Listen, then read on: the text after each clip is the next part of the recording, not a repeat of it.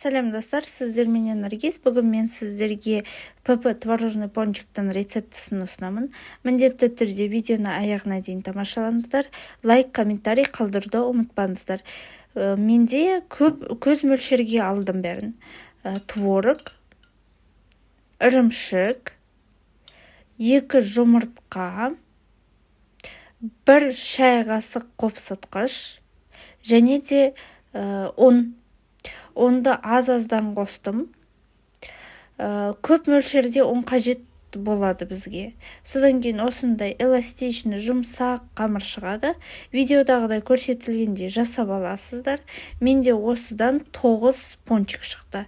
Және де скалкаменен ішін тесіп шығасыздар. Содан кейін жұмыртқаменен жағып шығасыздар. Күнжіт сеуіп шығасыздар.